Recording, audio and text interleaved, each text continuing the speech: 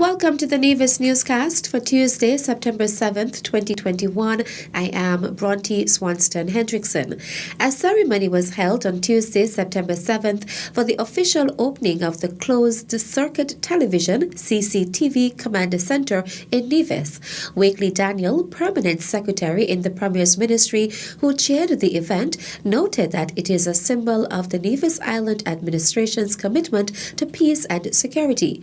Commissioner of Police Hilroy Brandy, in giving remarks, explained how the new facility can assist with the crime prevention efforts of the Royal St. Christopher and Nevis Police Force. I want to encourage those persons who will be employed at the CCTV program that they must take the rest and they must be punctual and they must be at all times viewing the board to make sure that when something is about to happen or when they see anything suspicious, they're able to call the patrol so an officer can dispatch and investigate before things get out of hand. And that's what we consider as preventative policing. So far, in terms of the previous CCTV program that we had, I could say well over 30 cases were assisted by the CCTV. With this new modern technology, I'm looking forward for even more. The Republic of China Taiwan donated $1,865,093.22 worth of equipment to outfit the facility. His Excellency Michael Lin, Ambassador of the Republic of Taiwan to St. Kitts and Nevis, attended Tuesday morning's ceremony. We are pleased that Taiwan has played a part in the rollout of CCTV network in St. Kitts and Nevis. Many key equipments in this system, such as cameras, video servers, and network video recorders, etc., are supplied by the Taiwanese company Vivotech, a leading provider of network surveillance solutions in Taiwan. Apart from the support in material and funding, technical assistance was also provided by experts from Taiwan. Our embassy has been working hard to assist in the nationwide CCTV project for years, and it is such a delight to witness today this important phase realized in Nevis.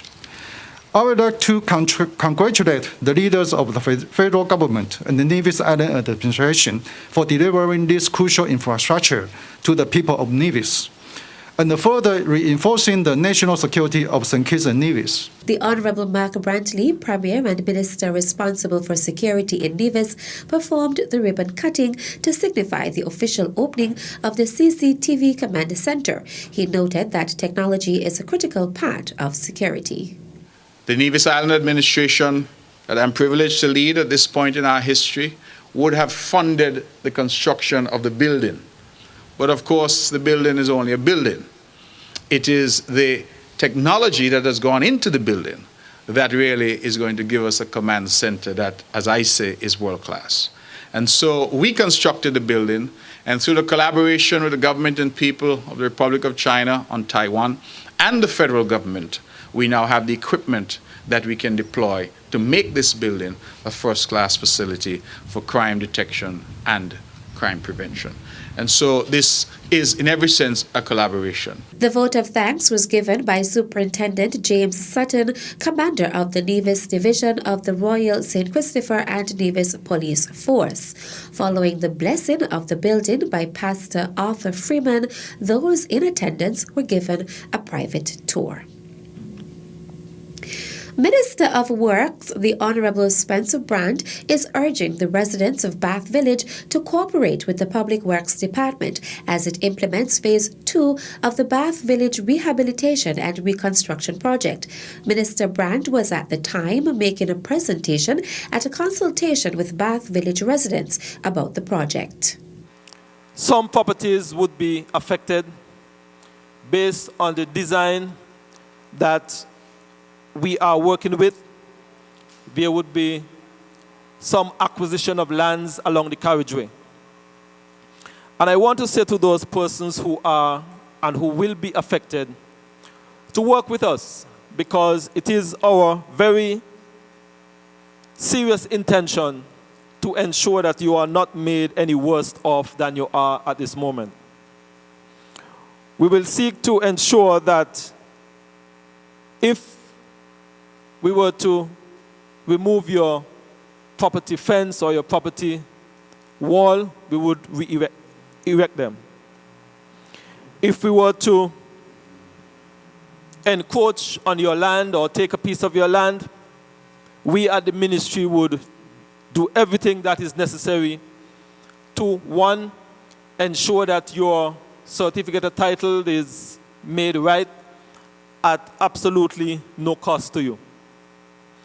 We would also ensure that in our discussion in acquisition, that we hope that if there is a need for compensation, that you would be as reasonable as possibly can. Premier and Area Representative for St. John's Parish, the Honourable Mark Brantley, noted the project is a commitment to Bath Village residents, which the NIA is seeking to keep.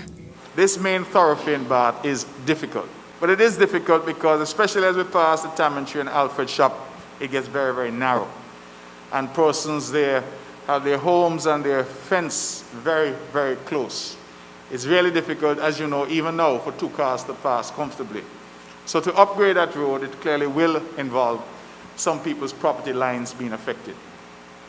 I want the people of Bath to know that this is not unusual. Whenever we did roads, wherever we did roads, people's property lines were affected. But we have found the Division people to be very reasonable in terms of dealing with the government. Recognizing that we're trying to upgrade the infrastructure, many of them have been willing to say, okay, you know, put up my wall, fix back my wall, put back my boundaries in the new positions, etc. And as the Assistant Permanent Secretary has explained, we do that at the government's cost. Clearly, where others would require compensation, then that is also your right. And we would hope to have an amicable discussion on that so that nobody is at the end of the day left out. According to Minister Brand, Phase 2 of the Road Rehabilitation Project will cover a stretch of some 3,400 feet at a cost of approximately $2 million. Maintaining a physical distance of 3 to 6 feet has been identified as a key measure to protect against contracting COVID-19. The advice from health officials is especially important as most of the confirmed cases show no signs of illness.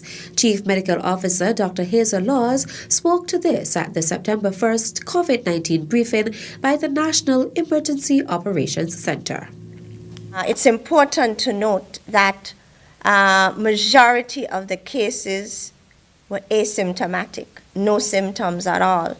Only 36% of the cases reported symptoms, and the most common symptoms being reported include headaches, altered sense of smell and taste, joint pains, dry cough, and a few complain of gastrointestinal symptoms, nausea, vomiting, watery stools. Dr. Laws warned persons against complacency, which she said is likely fueling the third wave of the virus in the Federation. She said persons must also abide by the measures of wearing a face mask when in public, physical distancing, frequently sanitizing hands, and high-touched surfaces, boosting their immune system, exercising regularly, and getting a minimum of 6 hours of rest. Still to come. We are all ready. We are ready to go. So just come and join us by going to www.agnolaproductions.com and register and get your ticket today. The details after this break. I will take the vaccine because being vaccinated is the best way to beat the pandemic. I will take the vaccine to protect my family, citizens, residents, and all visitors to Nevis. I will take the vaccine to protect myself, my loved ones, my clients, my co-workers, my community. For more information or to get vaccinated, visit your nearest health center. Welcome back.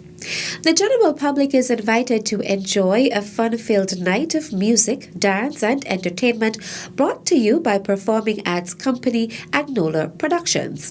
The company, which will make its debut in Nevis this weekend, is owned by actor and writer Agnola Hendrickson of Gingerland. On Friday, September 10th at 7:30, Agnola Productions would present what we call the best of Gingerland, uniting faith and culture. In that production, we have people singing like Vanell Powell, which everyone knows. We have Ali B from Ali B Music. We have King Hollywood. A part of the production, we're debuting what we call the AP Dance Kids, the Agnola Productions Dance Kids. They are so excited about their debut. I know that would be a number that people are going to be talking about. We're also going to be introducing a child actor, CJ Pemberton, and this is going to be his debut. So I'm asking people to really go and sign up and go to www.agnolaproductions.com and register for this online event. The highlight of the show will be a new play featuring Division actors.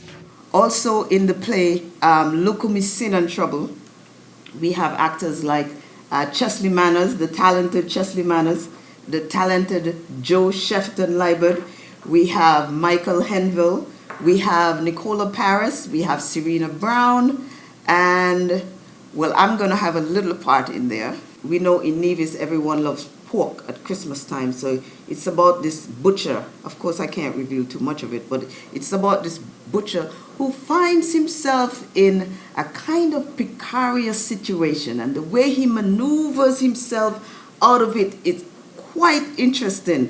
It's one that would keep you on the edge of your seat, and you just want to see more, like, okay, let's see what's going to happen with the next customer.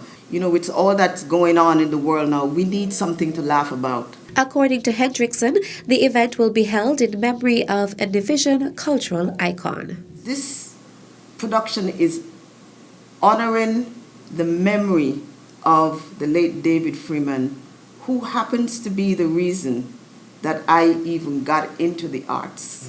So it's a very personal night, and it's going to be a very exciting night.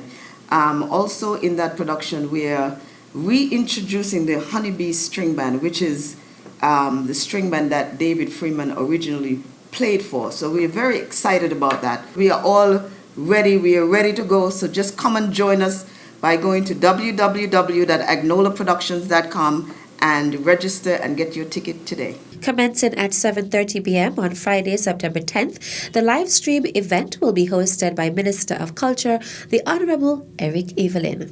And that's it for this edition of the Nevis Newscast. On behalf of all of us here at the Department of Information, I am Bronte Swanston Hendrickson. Thank you for viewing.